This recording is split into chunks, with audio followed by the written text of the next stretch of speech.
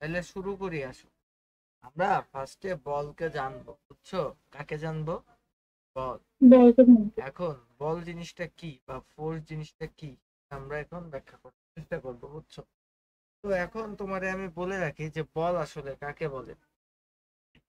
কোনো বস্তুর উপরে আহ বল বল আমরা প্রয়োগ করা বোঝায়, বুঝছো? আসলে বল জিনিসটা কি? হ্যাঁ, হ্যাঁ ভাইয়া। বল জিনিসটা কি আমাকে বোঝাতে পারবা? বল জিনিসটা কি? মানে হ্যাঁ, বল কাকে আমরা বলে? ওইভাবে কাকে বলে? বল কি আসলে, বলটা কি? আমরা কোনো কাজ করার সময় যে আমাদের যে শক্তিটা ব্যবহার করি মোট সাধারণত এটাকেই বল মোটেই বলে। মোটেই না। বল এবং তোমার বল এবং শক্তি বিষয়টা সম্পূর্ণ আলাদা কনসেপ্ট, বুঝছো? বল তাইলে কাকে বলে? বল হলো যা বলেন। বল হলো যা। যা গতিশীল বস্তুকে স্থির করে বা করতে চায়, এবং স্থির বস্তুকে গতিশীল করে বা করতে চায়, বুঝছো? যে জিনিস যে জিনিস জিনিস বলতে পারো, বা মনে করো যে কোনো তুমি বলতে পারো যে শক্তি বা যে জিনিস স্থির বস্তুকে গতিশীল করে বা করতে চায়।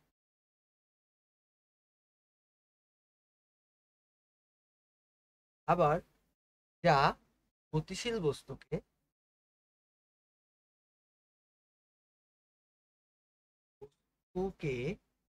স্থির করে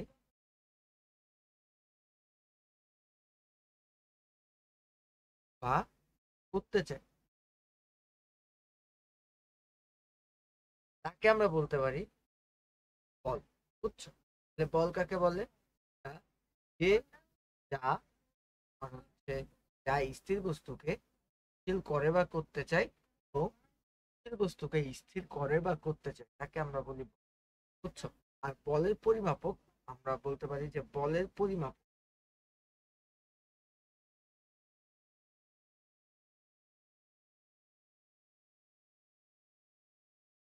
বুঝছো আমার কথা? যা স্থির বস্তুকে গতিশীল করে বা করতে চায় এবং গতিশীল বস্তুকে স্থির করে বা করতে চায় তাকে আমরা বলতে পারি।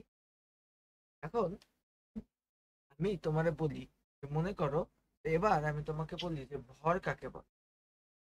ভর কাকে বলে বলো তো? ভর এবং ওজন, এই দুইটা জিনিস কাকে বলে আমাকে বলতে পারো? যে ভর কাকে বলে and ওজন কাকে বলে বলো তো? ভর কি জিনিস আর ওজন কি জিনিস? ভর হচ্ছে আপনার বলতেছি ভাইয়া, বলতেছি হ্যাঁ, আম, মানে কোনো বস্তুর ভেতরে যে অবস্থিত যে পদার্থটা থাকে তার মোট পরিমাপের মাপকেই ভর বলে। আর ওজন কাকে বলে? ওজন।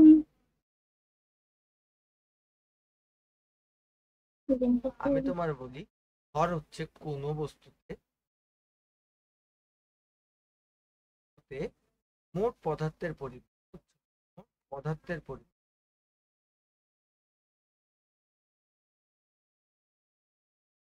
তার মানে কোনো বস্তুতে মোট পদার্থের পরিমাণকে আমরা বলতে পারি ভর। আর ওজন কি জিনিস? ওজন হচ্ছে কোনো বস্তুকে পৃথিবী যে বলে, বুঝছো? যে যে বলে বা যে বলে নিচের দিকে টান,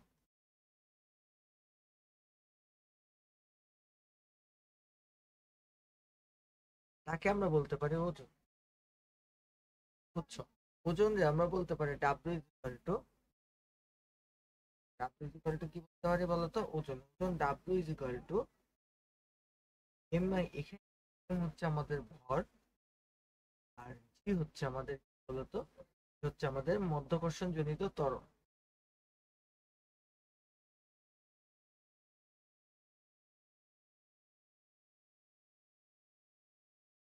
এখন আমার কথা হচ্ছে যে ভাইয়া মধ্যাকর্ষণ জনিত ত্বরণ কি বলে?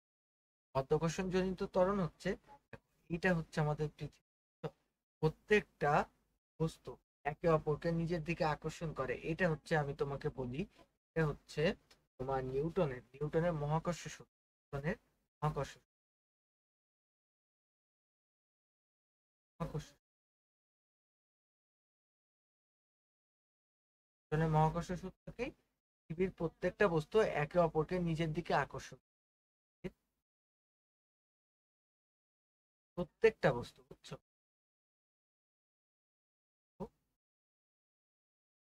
একে অপর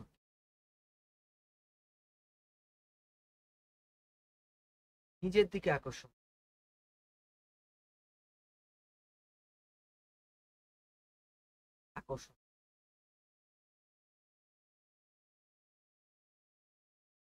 এখন এই আকর্ষণ বলের মান পৃথিবীর বস্তু, এই আকর্ষণ বলের মান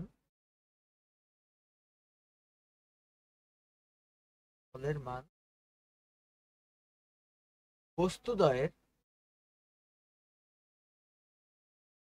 ভরের গুণফলের সমানুপাতিক।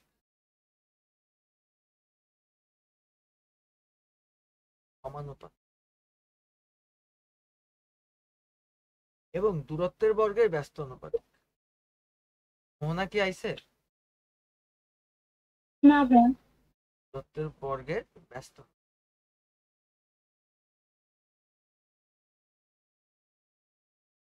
দেখো এখন আমি যেটা বললাম সেটা কি বলতো, আমি ফার্স্টে বলছি যে নিউটনের মহাকর্ষ সূত্রটা কি ছিল?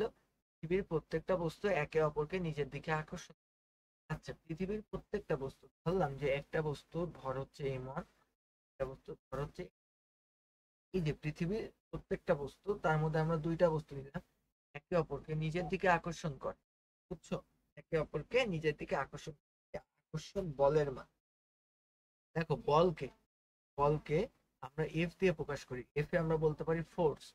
বলকে আমরা এফ দিয়ে প্রকাশ করি। আকর্ষণ বলের মান বস্তুদ্বয়ের ভরের গুণফলের সমানুপাতিক। দেখো এইটা হচ্ছে সমানুপাতিক। সমানুপাতিক চিহ্ন বলতে বোঝানো হয় যে এই দিক বাড়লে এই দিকও বাড়বে, এন্ড এই দিক কমলে এই দিকেও কমবে, বুঝছো? এই দিক বাড়লে এই দিকেও বাড়বে, এই দিক কমলে এই দিকেও কমবে। এটাকে বলা হয় সমানুপাতিকের কাজ। তো দেখো ভরের গুণফলের সমানুপাতিক, এই যে এই যে এবং বলা হয়েছে দূরত্বের বর্গের ব্যস্ত অনুপাত। এবং একই সাথে বলতে পারো যে এফ সমানুপাতিক বর্গের ব্যস্ত অনুপাতিক। দেখো ব্যস্ত অনুপাতিক মানে বাড়লে এদিকে কমবে, বুঝছো? তাহলে ব্যস্ত অনুপাতিক আমরা এইভাবে আশা করি এটা বুঝতে পারো। তাহলে এই দুইটাকে এবার ম্যাচ করে তুমি লেখো, এই দুইটাকে মার্চ করে ফেলো। এটাকে মার্চ করে তুমি লিখতে পারো F equal to divided by, এখন এই যে এখানে তো আমাদের সমানুপাতিক, এখন এই সমানুপাতিক চিহ্নটা আমাদের উঠাই দিয়ে সমান চিহ্ন ইউজ করতে, সমান চিহ্ন। দেখো সমানুপাতিক চিহ্ন উঠাই দিয়ে সমান চিহ্ন ইউজ করতে গেলে আমাদের একটা ধ্রুবক আনতে হবে। এই ধ্রুবকটা তোমার কাজ করবে কি সাইডে, তোমার এই যে এইটা বাড়লে এইটা কমবে এবং এইটা কমলে এইটা বাড়বে, এই যে এই প্রক্রিয়াটা সঠিক করে দিবে, বুঝছো? এই প্রক্রিয়াটা করে সমান হিসাবে এটাকে প্রতিষ্ঠিত করতে পারবে। তাই আমরা সমান চিহ্ন আনতে গেলে একটা ধ্রুবক নিয়ে আসতে। ধ্রুবক হচ্ছে, তো জি এর মান কি? জি এর একটা মান আছে, যে মান কখনো চেঞ্জ হয়, এর একটা অপরিবর্তনশীল মান আছে, সেটা হলো 0.7 গুণ 10⁻⁻, বুঝছো? এটা হলো জি এর মান, বুঝতে পেরেছো? তাহলে পৃথিবীর একটা হ্যাঁ বস্তু, ভাইয়া, বুঝলাম। এটা বুঝছো না? ভাইয়া, বলের মানে বলের এখান থেকেই বুঝলেন। কোনটা আমাকে বলো, এখান থেকে। হ্যাঁ। আমরা বলছিলাম, আমরা প্রথম থেকে কি বলে আসছিলাম দেখো, যে পৃথিবীর প্রত্যেকটা বস্তু একে অপরকে নিজের দিকে আকর্ষণ। দেখো পৃথিবীর প্রত্যেকটা বস্তু একে অপরকে নিজের দিকে আকর্ষণ করে। এই আকর্ষণ বলের মান, দেখো এই বলের মানের কথা বলছে না, এই আকর্ষণ বলের মানের কথা বলছে না, এই যে মান বল, দেখো এই যে বল প্রকাশ করে এফ দিয়ে, তো বলেছে আকর্ষণ বলের মান বস্তুদ্বয়ের ভরের গুণফলের সমানুপাতিক। তো বস্তুদ্বয়ের ভর কোনটা? এইটা ভর, একটা ভর, ভরের গুণফলের সমানুপাতিক। এই যে তো ভরের গুণফলের সমানুপাতিক এবং দূরত্বের বর্গের ব্যস্তানুপাতিক। এই যে আমাদের দূরত্ব তার বর্গ তার ব্যস্তানুপাতিক, এরকম ব্যস্তানুপাতিক হচ্ছে 1/। এবার দেখো এই দুইটা জিনিসকে আমরা একসাথে মার্চ করে ফেলবো, জিনিসকে একসাথে মার্চ করবো। দেখো মার্চ করার পরে দেখো তো এইটা আসলো এবার এই সমানুপাতিক চিহ্ন দিয়ে আমরা একটা ধ্রুবক আনার চেষ্টা, বুঝছো? এটাকে আমরা বলতে পারি কনস্ট্যান্ট, বুঝছো? এখন কনস্ট্যান্ট কি? এই বড় হাতের জি এর মান কত?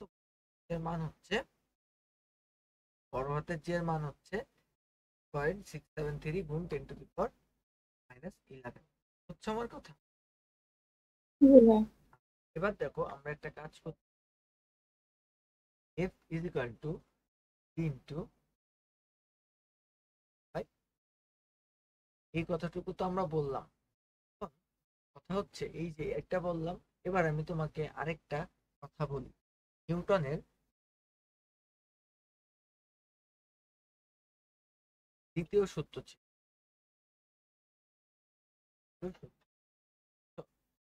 মোটামুটি ম্যাথামেটিয়া বইতে নিউটন তার 3টা সূত্র লিখছে। তার মধ্যে আমরা 1 নম্বর সূত্র, 2 নম্বর সূত্র, 3 সূত্র নিয়ে আজকে আলোচনা করতে চাই। বাট আমি একটু দ্বিতীয় সূত্র নিয়ে কথা বলি। দেখো নিউটনের দ্বিতীয় সূত্র এমন ছিল, আমি তোমারে বলি। নিউটন বলছিলেন যে ভরবেগের পরিবর্তন বলের সমানুপাতিক, বস্তুর বলের সমানুপাতিক। ভরবেগের পরিবর্তন বস্তুর বলের বস্তুর বলের সমানুপাতিক, বুঝছো? ভরবেগের পরিবর্তন প্রযুক্ত বলের সমানুপাতিক। কি বলছিলেন? পরিবর্তন হার, কার সমানুপাতিক বলতো? ভরবেগের পরিবর্তনের হার কার সমানুপাতিক বলতো? প্রযুক্ত বলের সমানুপাতিক।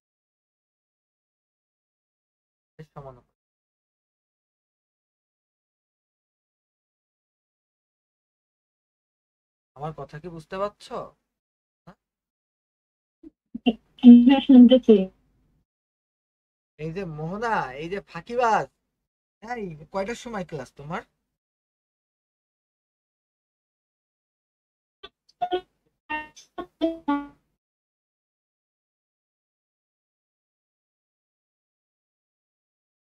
কলম দিয়ে বসো দুইজনই। এই অহনা, বুঝতে পারছো তুমি? ফোনে চার্জ ছিল না ভাইয়া। আরে বাবা, এত এক্সকিউজ কেন দাও তোমরা? বলো দিন, ফোনে চার্জ ছিল না? ফোন কি আমি চালাইছি? তোমার ফোনে চার্জ থাকবে না?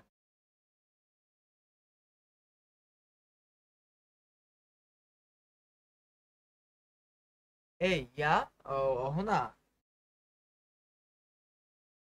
হ্যাঁ না নাই? অহনাকে আমি ডাকছি, অহনা।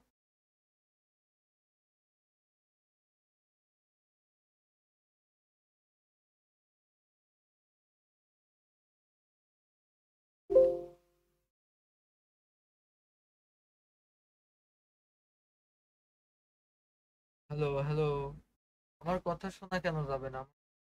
ক্লিয়ার শোনা। হ্যালো হ্যালো, এই আমার কথা শোনা যাচ্ছে না? আমার কথা শোনা যাচ্ছে না?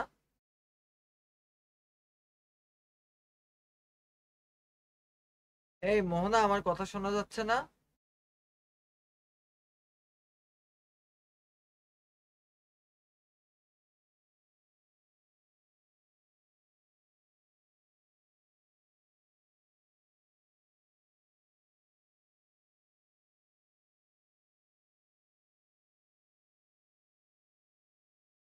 এই আমার কথা শোনা যাচ্ছে না?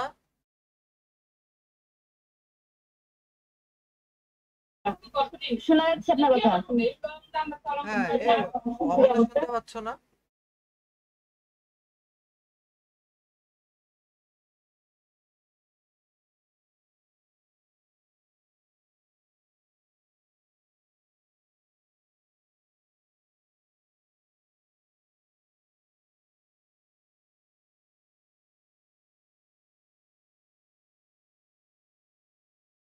দেখো আমি যেটা পড়াচ্ছিলাম, তো আমি কি পড়াচ্ছিলাম, আমি পড়াচ্ছিলাম যে নিউটনের দ্বিতীয় সূত্রতে নিউটন বলেছে যে ভরবেগের পরিবর্তনের হার বস্তুর ভরবেগের পরিবর্তনের হার বস্তুর কিসের বলো, বস্তুর প্রযুক্ত বলের সমানুপাতিক ভরবেগের পরিবর্তনের হার, বুঝছো? এখন কথা হলো ভাইয়া ভরবেগ জিনিস, দেখো ভর বেগের পরিবর্তনের হার, ভরবেগকে আমরা পি দিয়ে প্রকাশ করি, নরমালি ভরবেগকে আমরা পি দিয়ে প্রকাশ করি। এখন পি সমান সমান আমরা বলতে পারি ভরকে আমরা এম দিয়ে প্রকাশ করি, আর বেগ বা ভ্যালোসিটি, বুঝছো, বেগ বা ভ্যালোসিটি এটাকে আমরা ভি দিয়ে প্রকাশ করি। তাহলে কি হয়েছে মোহনা? বলতে চাই এটা বুঝুন, এটা ভয় পিবি। আচ্ছা আচ্ছা আচ্ছা, তো আমি বলি ভরবেগ, বুঝছো, ভরবেগকে আমরা পি দিয়ে প্রকাশ করি, ভরবেগকে আমরা পি দিয়ে প্রকাশ করি, জাস্ট এতটুকুই জানো। এন্ড এই যে এম কে আমরা বলি যে ভর, বুঝছো, আর ভি কে বলি হচ্ছে বেগ। দেন আমরা বলতে পারি যে P is equal to M V, মানে ভরবেগ সমান সমান ভর আর বেগের গুণফল, বুঝছো, ভরবেগ সমান কি ভর আর বেগের গুণফল, বুঝছো, ভরবেগ ভরবেগ ভরবেগ সমান সমান কি ভর গুণ বেগ, এইটাই। তো এইটাই হচ্ছে আমাদের ভরবেগ। তাহলে আমি যে বললাম যে ভরবেগের পরিবর্তনের হার বস্তুর প্রযুক্ত বলের সমানুপাতিক, এটা দিয়ে আমি বুঝাচ্ছি যে ভরবেগের পরিবর্তনের হার। দেখো আমরা বলছি যে পি বাই টি, এটা হচ্ছে পরিবর্তনের হার প্রযুক্ত বলের সমানুপাতিক, মানে সমানুপাতিক প্রযুক্ত বলের সমানুপাতিক, সমানুপাতিক, এটা আমরা বলতে পারছি। তাহলে ভাইয়া আমি কিছু বুঝি নাই। কে বুঝো নাই? ভাই এতক্ষণ কিছুই দেখা যাচ্ছিল না। এখন শোনা যাচ্ছে? হ্যাঁ। আচ্ছা, দেখো নিউটনের দ্বিতীয় সূত্র আমরা বলছি যে ভরবেগের পরিবর্তনের হার প্রযুক্ত বলের সমানুপাতিক। তাহলে বেগ কোনটা? ভরবেগ, ভর গুণন বেগ, এটা হচ্ছে আমাদের ভরবেগ। তো ভরবেগকে আমরা পি দিয়ে প্রকাশ করি। তো পরিবর্তনের হার, তো সময়ের সাথে পরিবর্তন, এই যে হচ্ছে টি, এটা হচ্ছে আমাদের সময়ের সাথে পরিবর্তন। এই যে পরিবর্তনের হার, উচ্চ পরিবর্তনের হার চাইছে, তাই আমরা ডিভাইডেড বাই টি দিছি। কার সমানুপাতিক? প্রযুক্ত বলের সমানুপাতিক। তো এই যে আমাদের সমানুপাতিক চিহ্ন, এই যে আমাদের প্রযুক্ত বল, তো এই জায়গা থেকে আমরা লিখতে পারি এফ সমানুপাতিক পি বাই টি। এফ সমানুপাতিক পি বাই টি, আমরা এই কথাটুকু লিখতে পারি। এবার তুমি লিখবা এই যে পি, এই পি সমান সমান তুমি জানো হলো এম ভি, পি সমান সমান তুমি এমভি বাই, বুঝছো? এতটুকু তুমি যদি বুঝে থাকো, এবার আমি তোমাকে ত্বরণ নিয়ে একটু কথাবার্তা বলতে চাই। ত্বরণ, দেখো এই যে ত্বরণ, ত্বরণ, বেগ, এই তিনটা জিনিস পদার্থবিজ্ঞানে খুবই ইম্পর্টেন্ট জিনিস। তো ত্বরণ কাকে বলে জানো? আচ্ছা, তার আগে আমি বলি যে সরণ কাকে বলে। আমাদেরকে একটু আমি সরণ বুঝে আসি, সরণ কাকে বলে। সরণ, সরণ মানে হলো কোনো একটা স্থান থেকে আরেকটা স্থানের সরাসরি দূরত্ব নির্ণয়। দেখো আমি তোমারে বলি যে মনে করো একটা মাঠ আছে, এই মাঠটার এই প্রতিটা বাহুর দৈর্ঘ্য হচ্ছে 10 মিটার করে, 10 মিটার, 10 মিটার, 10 মিটার, মানে এটা যদি এ বলো, এটা যদি বি বলো, এটা যদি সি বলো, and এটা যদি ডি বলো, তাহলে এইখান থেকে এই পর্যন্ত হচ্ছে 10 মিটার, এইখান থেকে আবার এই পর্যন্ত 10 মিটার, আবার এইখান থেকে এই পর্যন্ত হচ্ছে 10 মিটার। এখন দূরত্ব হচ্ছে কি জানো? দূরত্ব, আমরা যেটারে বলি দূরত্ব, এই দূরত্ব মানে হলো মোট অতিক্রান্ত পথ, বুঝছো, মোট পথ, এইটাকে আমরা বলছি দূরত্ব, বুঝছো, মোট পথকে আমরা বলছি দূরত্ব। আর সরণ কাকে বলছি জানো? সরণ বলছি হচ্ছে সোজাসুজি, যা সোজাসুজি দূরত্ব, সোজাসুজি পথ, বুঝছো, সোজাসুজি পথ, সোজাসুজি অতিক্রান্ত পথকে আমরা বলছি সরণ। তাহলে আমরা সরণ কাকে বলি? সরণ বলি হচ্ছে সোজাসুজি অতিক্রান্ত পথ, এটাকে আমরা বলি সরণ। আর দূরত্ব কাকে বলি বলতো? মোট অতিক্রান্ত পথকে আমরা বলি দূরত্ব। তাহলে আবার বলি, আমরা সরণ কাকে বলি? সরণ মানে একটা বিন্দু থেকে আরেকটা বিন্দু সোজাসুজি অতিক্রান্ত পথ। আর দূরত্ব কাকে বলি বলতো? মোট অতিক্রান্ত পথ। তাহলে এখান থেকে দেখো, একটা মানুষ, মনে করো এটা হচ্ছে মোহনা, এরা মনে করো যে মোহনা, এখন এই মোহনা মনে করো এই জায়গা থেকে দৌড় করা শুরু করলো, ও এই জায়গাটা এসে থামলো, বুঝছো, মোহনা দৌড় করা শুরু করলো এই জায়গা থেকে, এন্ড এই জায়গা থেকে দৌড় করা শুরু করে মোহনা এখানে এসে থামলো, এই দিক থেকে ঘুরে আসলে এসে এখানে থামলো। আবার মনে করো যে এইটা হচ্ছে অহনা, অহনা এইখান থেকে দৌড় করলো করে ও যে এই জায়গাটায় থাম, বুঝছো, ও যে এই জায়গাটায় থামলো এখন, না সরি এই জায়গাটাই থামলো। এখন আমি তোমাকে বলছি, এই আমার কথা শোনা যাচ্ছে বলো তো? একদম শোনা যাচ্ছে। আচ্ছা অহনা, মোহনা, জি ভাইয়া। আচ্ছা, তো আমাকে মোহনা ফার্স্টে বলবে যে মোহনার অতিক্রান্ত দূরত্ব কত, মোহনা কতটুকু পথ অতিক্রম করলো, বুঝছো, মোহনার অতিক্রান্ত দূরত্ব 10 কত। মিটার। আমি বলছি যে মোহনা এইখান থেকে শুরু করলো, এইখানে শেষ করলো, তাহলে মোহনার অতিক্রান্ত দূরত্ব কত? 30। কত? 30। 30। ভেরি গুড মোহনা, মোহনার অতিক্রান্ত দূরত্ব হলো 30 মিটার। এটা খুব ভালো একটা উত্তর দিছে মোহনা, সঠিক উত্তর দিছে। তো বলতো যে আমাদের যেই অহনা আছে এখানে, অহনার অতিক্রান্ত দূরত্ব কত, অহনা বলতো, অহনা এই জায়গা থেকে যাত্রা শুরু করলো এবং এখানে থামলো, তাহলে অহনার অতিক্রান্ত দূরত্ব কত বলতো অহনা? দেখ কোথা থেকে। এই যে এ বিন্দু থেকে সি বিন্দুতে। ও 20 মিটার। 30 মিটার। তাহলে মোহনার হচ্ছে আমাদের হচ্ছে 30 মিটার, আর অহনার অতিক্রান্ত দূরত্ব 20। ভেরি গুড, তোমরা পারছো দুইজনই। এবার আমরা তো দূরত্ব তো শিখলাম, এবার আমরা একটু শেখার চেষ্টা করব হচ্ছে আমাদের আসলে সরণটা কাকে বলে বলতো। যে একই রকম কেস আমি আবার দেখাচ্ছি, একই রকম কেস, এই জায়গা থেকে যাত্রা শুরু করলো অহনা, দেন অহনা এইখানে এসে যাত্রা শেষ করলো, তাহলে অহনার সরণ কত, অহনার সরণ কত, এইখান থেকে যাত্রা শুরু করলো এবং এইখানে শেষ করলো, তাহলে অহনার সরণ কত, কে বলতে পারবা বলো তো?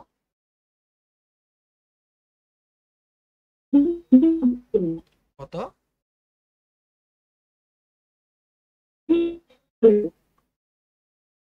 আমি শুনতে পাই নাই, আবার বলো। বলছি আমি বুঝিনি, আপনি আবার বলেন।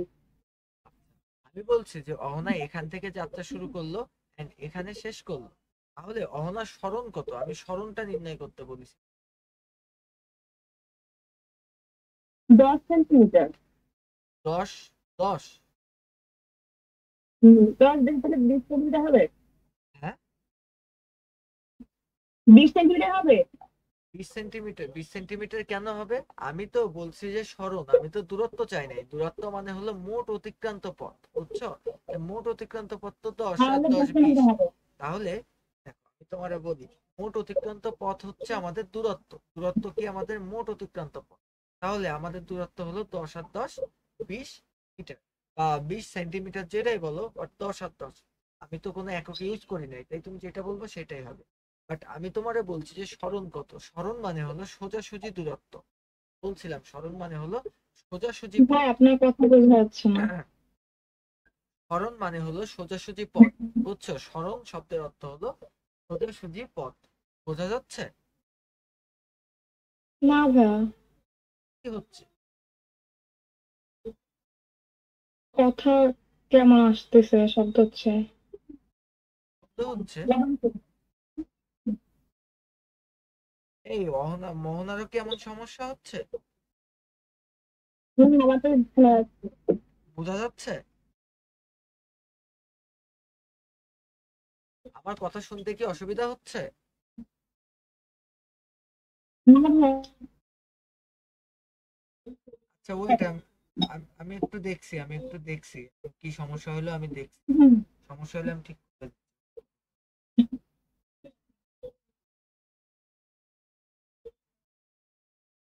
হ্যাঁ একটু সমস্যা হওয়ার সম্ভাবনা আছে, আমি ঠিক করে দিচ্ছি। অপেক্ষা করো, এখনই কেটে দিতে পারে, আমাদের অফলাইনে চলে যেতে পারে, একটু অপেক্ষা করো।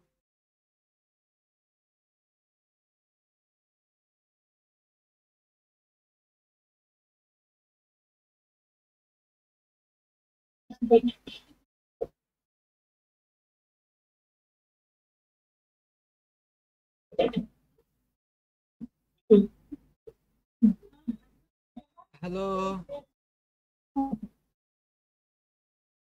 আচ্ছা, এবার আমার কথা ক্লিয়ার শোনা যাবে আশা করি। হ্যাঁ, শোনা যায়।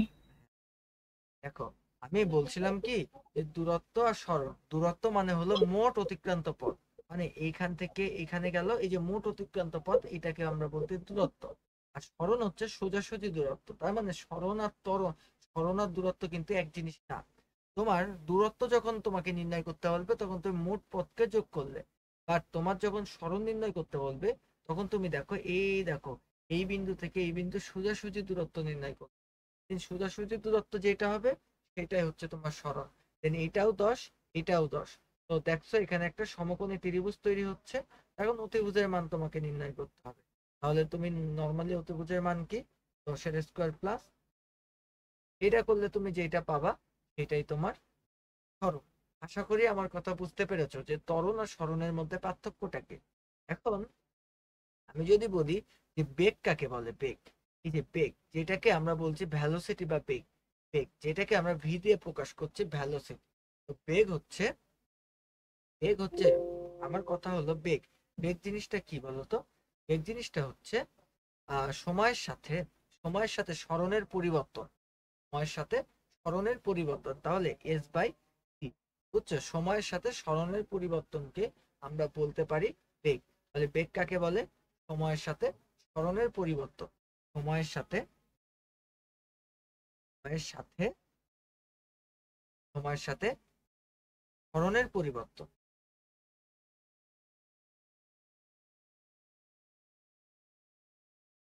বুঝছো, এটাকে আমরা ক্যালকুলাসের ভাষায় এইভাবে লিখতে পারি, ডিএস বাই, বুঝছো, এইভাবে লিখতে পারি V is equal to DS by DT.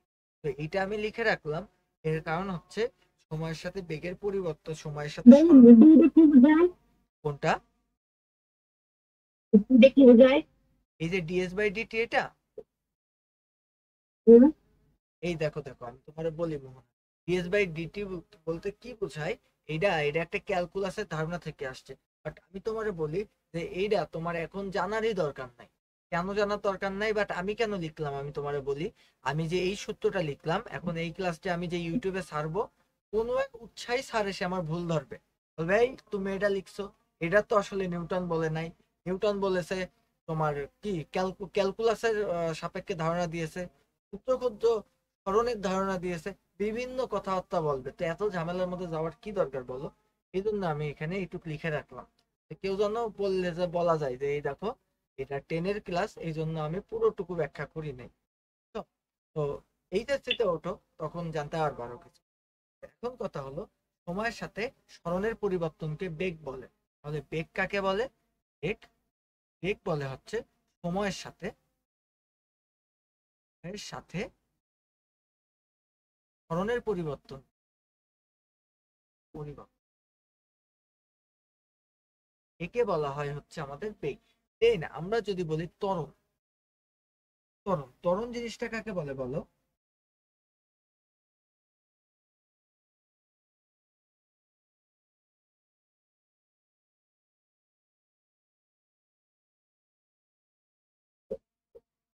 আমি যদি বলি যে ত্বরণ কাকে বলে, ত্বরণ হচ্ছে আমি বলি সময়ের সাথে, সময়ের সাথে বেগের পরিবর্তনকে ত্বরণ বলে।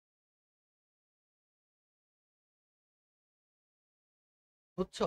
তাহলে আমাদের বেগ কাকে বলে? সময়ের সাথে সরণের পরিবর্তনকে বলা হয় বেগ। অ্যান্ড ত্বরণ কাকে বলে? সময়ের সাথে বেগের পরিবর্তনকে বলা হয় ত্বরণ। তাহলে সময়ের সাথে বেগের পরিবর্তনকে আমরা কি বলতে পারি? ত্বরণ। এবার আমরা একটু এইদিকে তাকাই।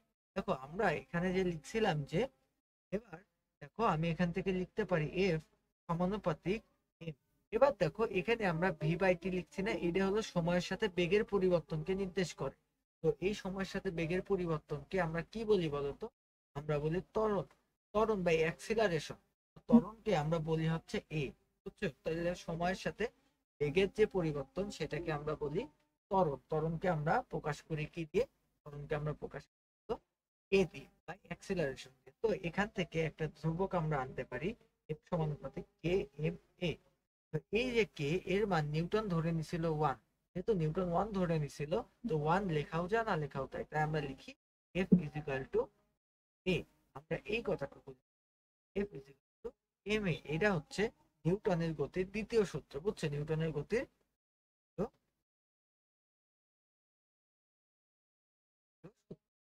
আমার কথা বোঝা গেছে বলো তো? নিউটনের গতির দ্বিতীয় সূত্র F is equal to M A. এখন এটা কিভাবে আসলো, কেমনে আসলো, কোন মাধ্যমে আসলো, আশা করি তোমরা বুঝতে পারছো।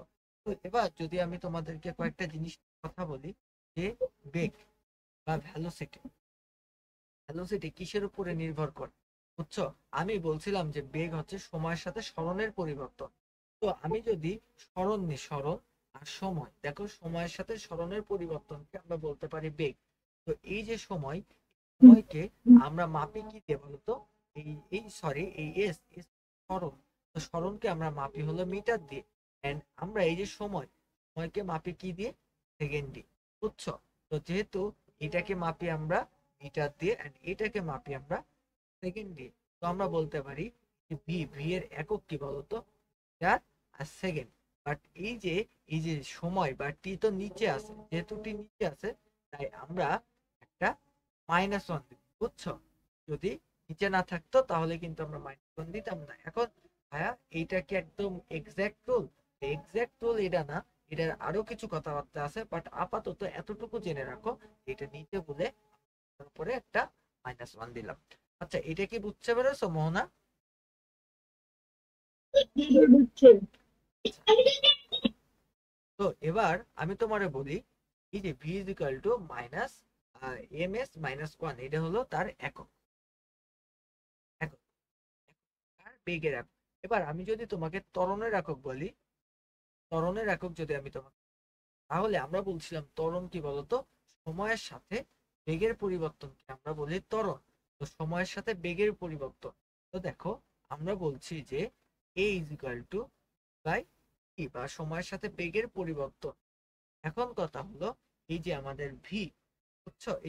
এই যে বেগের পরিবর্তন, সাপেক্ষে বেগের পরিবর্তন ডেল ভি, মানে এটা বেগের পরিবর্তন, বুঝছো? এখন কথা হলো, এই যে আমাদের আছে, তো এখন আমার কথা হলো, আমি বেগের, এই যে বেগের একটা ইয়া পাইছিলাম, বেগের একটা আমার কি একক পাইছিলাম, সেটা হলো metre per second, metre per second. আবার নিচে একটা কি আছে, তো এই যে টি এর একক কি আমাদের সেকেন্ড। দেখো এই যে উপরে একটা -1 আছে আর নিচে আরেকটা সেকেন্ড আছে।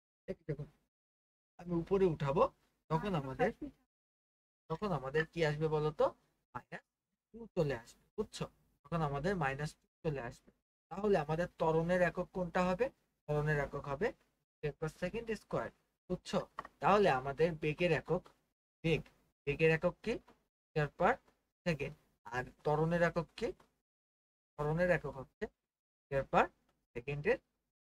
এটা হচ্ছে তোমার বেগের একক আর ত্বরণের একক। আমার কথা আশা করি বোঝা গেছে। এই বুঝছো মোহনা? আবার বুঝছি। এবার আমরা যেটাকে বলি বল, বল, এই যে বল, ভাইয়া বুঝি নাই। তুমি এতক্ষণ ছিলে কোথায় আমাকে বলো তো?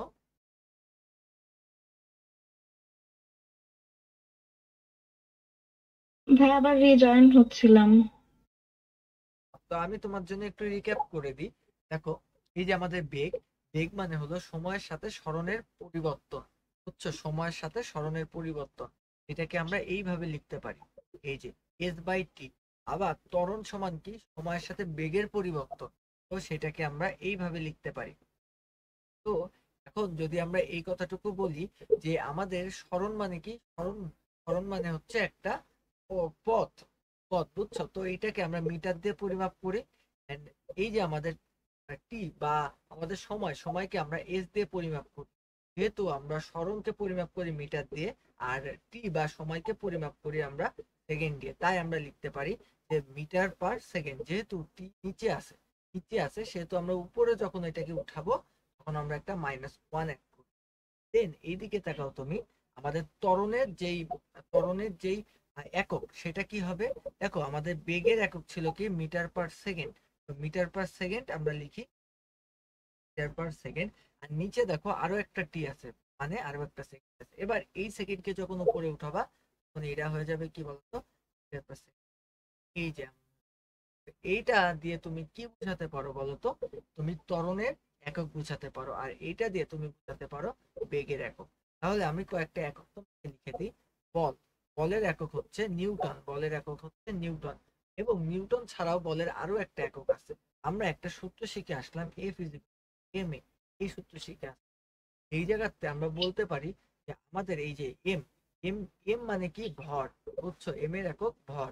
তো ভরের একক কি? ভরের একক হচ্ছে কেজি, বুঝছো, ভরকে আমরা কেজি দিয়ে মাপি, আমরা নিচে লিখবো হলো কেজি। আর এই যে ত্বরণ, ত্বরণের একক একটু আগে আমরা শিখে আসছিলাম, এটা হলো মিটার পার সেকেন্ড স্কয়ার। তার মানে আমরা বলতে পারি যে বল, বলের একক হচ্ছে KG metre per second square, বুঝছো, বলের একক কি? KG metre per second square. এটাকে আমরা বলতে পারি যে নিউটন। এই KG per KG metre per second স্কোয়ারে আমরা নিউটনের সম্মানার্থে নাম দিয়েছে হলো নিউটন। তাহলে বলের একক কি? বলের একক হলো নিউটন। তো এরপরে আমি তোমাকে বলি যে সরণের একক হচ্ছে মিটার, এন্ড সরণের একক হচ্ছে আমাদের মিটার, এবং একই সাথে সাথে আমাদের সময়ের একক হচ্ছে সেকেন্ড। আচ্ছা, এরপরে আমাদের আরো কিছু কিছু একক আছে, যেমন আমরা বলতে পারি যে ত্বরণ, ত্বরণের একক কি? ত্বরণ, ত্বরণ বা এ, ত্বরণের একক হলো metre per second square, and বেগের একক কি? মিটার পার সেকেন্ড, বুঝছো। তো এই জিনিসগুলো একটু একটু করে মাথায় রেখো, দিন তোমাদের একটু কাজে লাগতে পারে।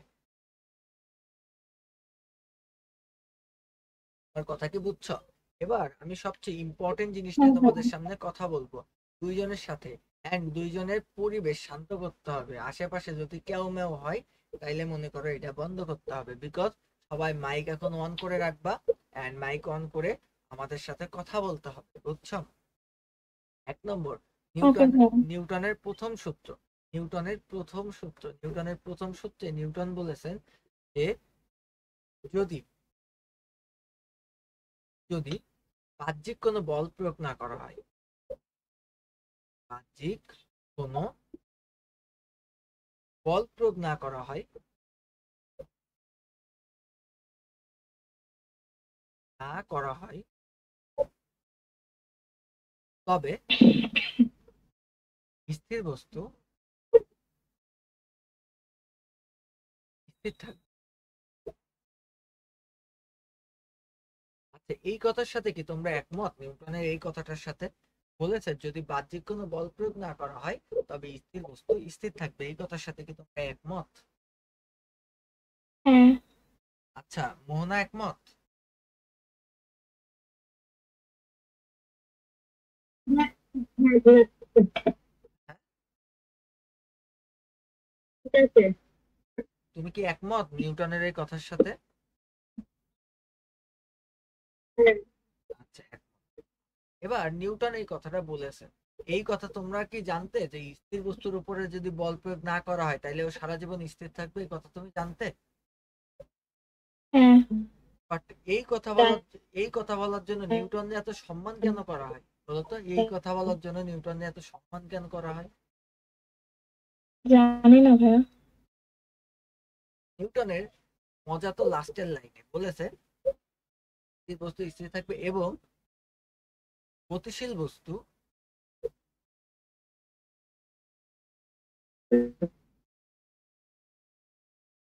সমতরণে, সমবেগে, সরি, চিরকাল গতিশীল থাকবে।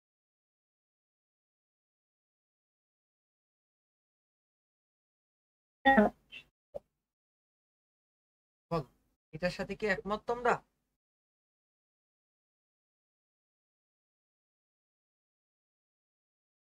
বলো। না। এই মোহনা একমত এটার সাথে?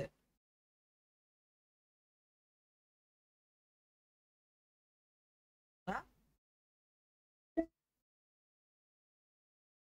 না। না?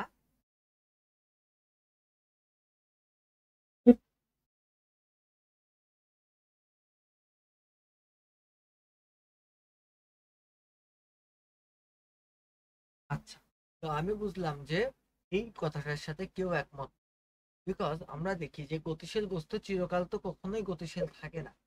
নিউটন এই কথা বলে গেছে। তো নিউটন এই কথা বলে গেছে, এইটা থেকে আমরা জড়তার ধারণা পাই, জড়তার ধারণা পাই, বুঝছো? এই প্রথম সূত্র থেকে আমরা কিসের ধারণা পাই? জড়তার ধারণা। এই জড়তা কি জানো? ভরের পরিমাপক। তোমার এখন আমি তোমার যদি বলি যে জড়তা কি, দেখবা আমার কথা তুমি একটু বোঝার চেষ্টা করো, যে যেই বস্তুর ভর যত বেশি সেই বস্তুর জড়তা তত বেশি। জড়তা কাকে বলে? তো জড়তা সম্পর্কে আমি তোমাকে একটু বলি যে জড়তা কাকে বলে। জড়তা হচ্ছে যেই বস্তু যেই অবস্থায় আছে ওই অবস্থায় থাকতে চাওয়ার যে প্রবণতা। মানে বস্তু বস্তু যে অবস্থায় আছে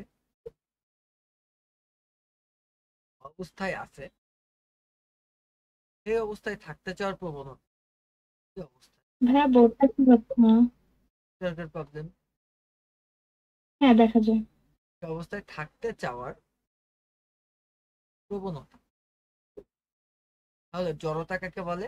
বস্তু যেই অবস্থায় আছে সেই অবস্থায় থাকতে চাওয়ার যে প্রবণতা, তাকে আমরা বলতে পারি জড়তা। জড়তা কি? একটা বস্তু যেই অবস্থায় আছে সেই অবস্থায় থাকতে চাওয়ার যে প্রবণতা, তাকে আমরা বলতে পারি জড়তা। তো জড়তা কি? মনে করো একটা বস্তু যে অবস্থায় আছে সেই অবস্থায় থাকতে চাওয়ার যে প্রবণতা, জড়তা। দেখো এই যে গতিশীল বস্তু চিরকাল গতিশীল থাকবে, এইটাও একটা সত্য কথা। কিন্তু কথা হলো আমরা যে গতিশীল বস্তুকে গতিশীল করব, কিন্তু তার আগে কিছু কিছু বল বাইরে থেকে ক্রিয়া করে ওই বস্তুটাকে থামাই দিবে। যেমন আমাদের ঘর্ষণ বল কাজ করে, বাতাসের বাধা কাজ করে, বা গ্র্যাভিটি কাজ করে, আরো অনেকগুলা বল ওই বস্তুটাকে থামাই দিবে, বুঝছো? তো এখন এই জন্য গতিশীল বস্তু চিরকাল গতিশীল থাকতে আমরা পৃথিবীতে দেখি। আর তুমি পৃথিবীর উপরে অনেক জায়গায় এই জিনিসটা লক্ষ্য করতে পারবা। এখন স্যাটেলাইট ঘুরতেই থাকে আর ঘুরতেই থাকে আর ঘুরতেই থাকে। এটা কেন ঘুরতে থাকে বলতো? নিউটনের ফার্স্ট লর কারণে। আচ্ছা, তো যাই হোক, এখন আমি যদি তোমাকে বলি বস্তু তো যে অবস্থানে আসে সেই অবস্থানে যে প্রবণতা, তাকে আমরা বলতে পারি জড়তা। এখন মনে করো যে তুমি বাসে বসে আছো, তুমি মনে করো বাসে বসে আছো, এই তো এটা হচ্ছে তোমার বাস, এটা হচ্ছে তোমার বাস। এন্ড বাসটা সামনের দিকে চলবে, বাসটা চলবে। দেন বাসটা সামনের দিকে চলতে চলতে হঠাৎ করে আমি বলি যে হঠাৎ করে ব্রেক দিল। ব্রেক দেওয়ার পরে কি হলো বলো? এই ব্রেক দিল, তুমি এখানে যে বসেছিলে তুমি সামনের দিকে সরে যাবা, পেছনের দিকে সরে যাবা, কোনটা বলো তো? সামনের দিকে। বিকজ আবার তোমার পা কিন্তু এই জায়গাটায় থাকবে। তুমি বাস যখন সামনের দিকে ব্রেক দিবে তখন তুমি এইভাবে হুপড়ি খেয়ে পড়বা, এইভাবে হুপড়ি খেয়ে পড়বা। কেন পড়বা? কারণ তুমি গতিশীল ছিলে এবং তুমি গতিশীলই থাকতে চাচ্ছিলে। তুমি গতিশীল ছিলে এবং তুমি গতিশীলে থাকতে চাচ্ছিলে। যখন হঠাৎ করে ব্রেক করা হলো, তোমাকে থামাই দেওয়া হলো, কিন্তু তোমার উপরের যে পোর্শনটুকু, এই উপরের পোর্শনটুকু কোনোভাবে থামতে চাচ্ছিল না। ও সমবেগে সামনের দিকে আগায় যেতে চাচ্ছে। যার কারণে বাস যখনই ব্রেক দিল, সাথে সাথে তুমি সামনের দিকে আগায় গেলে। এন্ড মনে করো একটা বাস স্থির অবস্থায় আছে, হুট করে যখন টান দিবে তখন তুমি পিছনের দিকে চলে যাবা। এর কারণ কি? তুমি গতিশীল, তুমি স্থির ছিলে এন্ড তুমি স্থিরই থাকতে চাচ্ছিলে। যেহেতু তুমি স্থির ছিলে এবং স্থিরই থাকতে চাচ্ছিলে, তো এই কারণে যখন হঠাৎ করে বাস গতিশীল হলো তুমি তখন পিছনের দিকে চলে গেলে। এইটা হলো তোমার স্থির জড়তা এবং গতি জড়তার উদাহরণ। স্থির জড়তা বুঝলে এন্ড গতি জড়তা কি বুঝলে বলো তো? হ্যাঁ হ্যাঁ, আরেকটু বলবেন। ও আচ্ছা, দুইজনই বোঝো নাই। ঠিক আছে, তাহলে আমরা একটা, তুমি বুঝছো? হ্যাঁ, তো আচ্ছা পড়ানো হয়েছে, হ্যাঁ। এগুলো ক্লাসে পড়ানো হচ্ছে এই জন্য। ও আচ্ছা, সমস্যা নাই, আমি দেখাচ্ছি। এই আমি যা পড়াইছি সবই কি ক্লাসে পড়ানো হয়েছে? না, ওই মোহনা। হ্যাঁ, পড়ানো হয়েছে। এইটুক পড়ানো হয়েছে তাই তো? আচ্ছা, তোমাদেরকে আমি একটা জিনিস দেখাচ্ছি, দেখতে পাচ্ছ তোমরা? হ্যাঁ ভাইয়া, হ্যাঁ। এই দেখো এই দেখো এই দেখো মোহনা, এই দেখো মোহনা, টেনে নিয়ে হ্যাঁ আসবো। ভাইয়া। এই যে মোহনা, না আনবো, আবার বসাই দেবো, আবার আনবো, আবার বসাই দেবো। আচ্ছা, আচ্ছা, এর মাথার উপরে দাও একটা ফ্রিজ উঠাই, এর মাথার উপরে কাকুরে উঠাই।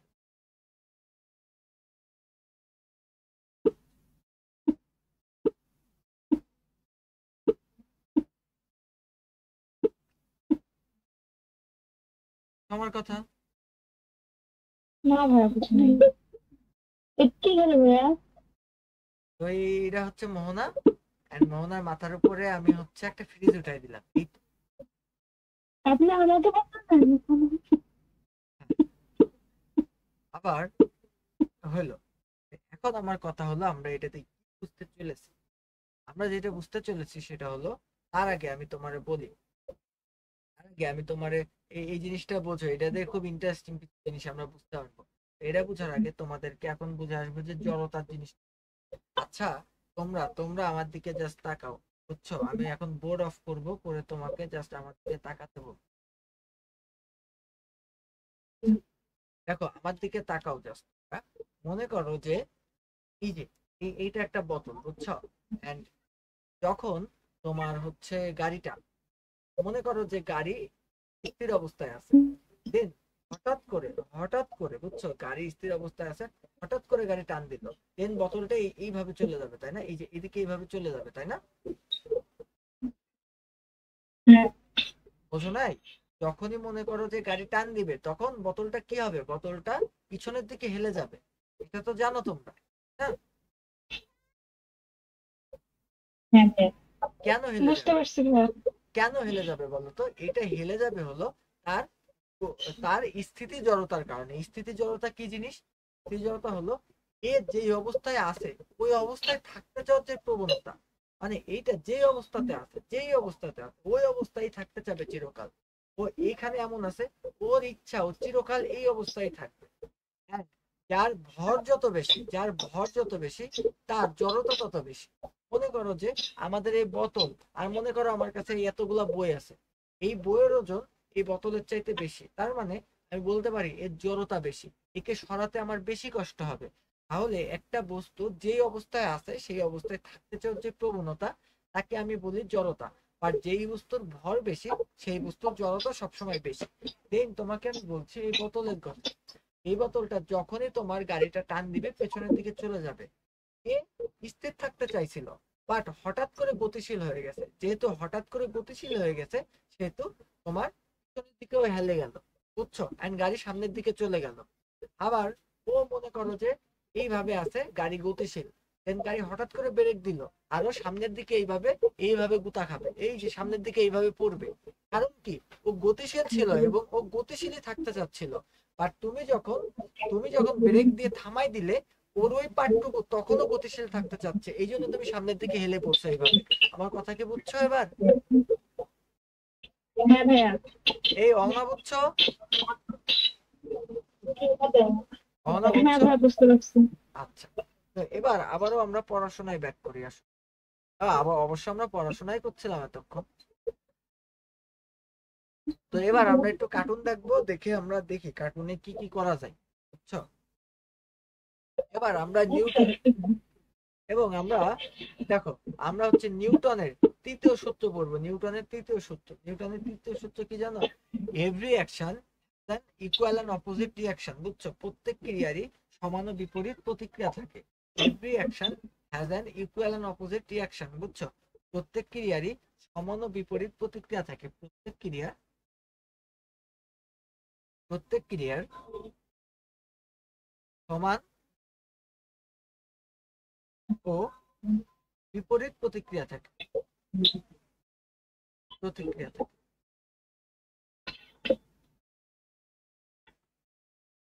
আচ্ছা, প্রত্যেক ক্রিয়ারই সমান ও বিপরীত প্রতিক্রিয়া থাকে, এই কথা একটা সত্য কথা।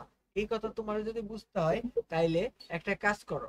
তুমি যাও, যে দেওয়ালে একটা ঘুষি মারো। দেন তুমি দেখবা যে তুমি যত জোরে ঘুষি মারছো তুমি তত বেশি ব্যথা পাচ্ছ।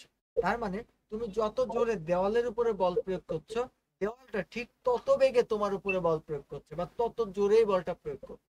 দেন তুমি ব্যথাটা ততটুকুই পাবা যতটুকু তুমি আঘাত করবা। অর্থাৎ প্রত্যেক ক্রিয়ারই একটি সমান ও বিপরীত প্রতিক্রিয়া থাকে। এটা হলো নিউটনের থার্ড ল। মানে তুমি একটা বস্তুর উপরে যতটুকু বল প্রয়োগ করবে, ওই বস্তুটা ঠিক তোমার উপরে ততটুকু বলই প্রয়োগ করবে। আমার কথা কি বোঝা গেছে বলো তো? হ্যাঁ। যদি যদি বোঝা যায় থাকে, এবার আমরা সামনের দিকে আগে তোমাদেরকে দেখাই। যে মনে করো যে এই যে এই জিনিসটা, তো মনে করো যে আমরা নিউটন দেখাই যে মনে করো যে এইটা, এখন এখানে আমি যদি এটা 1 করে, দেখো এটাকে টানা হচ্ছে, দেন দেখো ফোর্স কোন দিকে যাচ্ছে বলো তো? ফোর্স কোন দিকে যাচ্ছে? ফোর্স যাচ্ছে ওই নীল ওইটার দিকে, বুঝছো? তার মানে আমরা কি বুঝলাম এটা দিয়ে? এটা দিয়ে বুঝলাম হচ্ছে বল কোন দিকে ক্রিয়া করবে বলো তো? বস্তু কোন দিকে যাবে বলো তো? বলের দিকে বস্তু যাবে, বুঝছো? এবার দেখো বলের দিকে বস্তু গেলে ওই বলটাকে আমরা বলতে পারি ধনাত্মক, বুঝছো? আবার বলের দিকে যদি কাজ না হয়, বিপরীত দিকে কাজ হয়, তখন সেটাকে আমরা বলতে পারি ঋণাত্মক কাজ।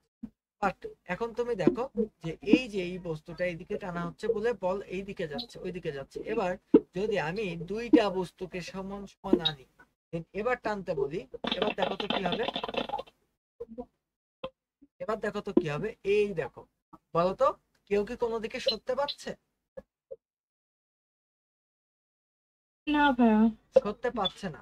দেন সরতে কেন পারছে না? দেখো এই দেখো দুইজনই সেম মানুষ, এও 50 নিউটন বল প্রয়োগ করছে, দেন এও 50 নিউটন বল প্রয়োগ করছে, যার কারণে তোমার দুইটা বলের দুইটা বলের যে পার্থক্য বা দুইটা বলের যে ফোর্সের যে পার্থক্য, এটা হচ্ছে 0।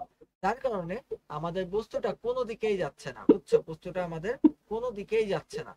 বাট এবার যদি আমি তোমাকে দেখাই, বুঝছো? এবার যদি আমি তোমাকে দেখাই যে মনে করো যে আমি এইখানে একটা আরেকটা বড় জিনিস কিনে দিলাম, তো এবার দেখো তো বলটা কোন দিকে যাচ্ছে বলো? বলটা যাচ্ছে যেই দিকে তোমার বলের পরিমাণ বেশি, তোমার বস্তুটা কিন্তু সেই দিকে আগাচ্ছে। তোমার কথা বুঝতে পেরেছো বলো তো? জি ভাইয়া। এবার তোমাকে আমি দেখাই যে মোশন মোশন বা গতির বিষয়টা। দেখো আমি তোমাকে বলছিলাম এই জিনিস অনেকেই বোঝো নাই, স্থির বস্তু স্থির থাকবে এবং গতিশীল বস্তু সমতরণে গতিশীল থাকবে। তো এখন আমার কথা হলো, তোমাকে আমি বলি, দেখো এই যে এইখানে দেখো একটা মেয়ে বসে আছে, বুঝছো? একটা মেয়ে বসে আছে, দেন মেয়ের মাথার উপরে আমি একটা এটা দিয়ে রাখলাম। তো রাখার পরে এবার দেখো আমি এটাকে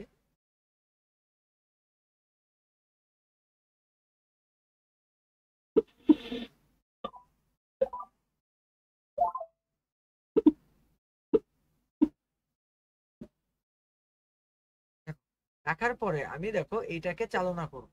এই দেখো আমি এটাকে চালনা করব। দেখো এই যে আমি বলটাকে দিলাম, দেখো এবার আমার কথা হলো, দেখো এই যে মেয়েটার ভর, এই মেয়েটার ভর ছিল 40 কেজি, এন্ড মেয়েটার ভর যেহেতু 40 কেজি, বস্তুটার ভর হচ্ছে 50 কেজি, বুঝছো? আমাদের মেয়েটার ভর হচ্ছে 40 কেজি এন্ড বস্তুটার ভর হচ্ছে 50 কেজি। এখন কথা হলো আমি কতটুকু বল প্রয়োগ করেছি, আবার প্রথম থেকে দেখো। আমি মনে করো যে বল প্রয়োগ করেছি হচ্ছে 14 নিউটন। তো 14 নিউটন আমি বল প্রয়োগ করেছি। তো এই যে 50 কেজি একটা বস্তুর উপরে আমি 14 নিউটন বল প্রয়োগ করেছি, এই কিছু বুঝছো তোমরা? হ্যাঁ ভাইয়া। কিছু কি বুঝতে পারছো?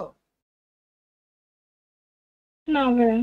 আচ্ছা, এই মোহনা, মোহনা, মোহনা কি আছে আদৌ?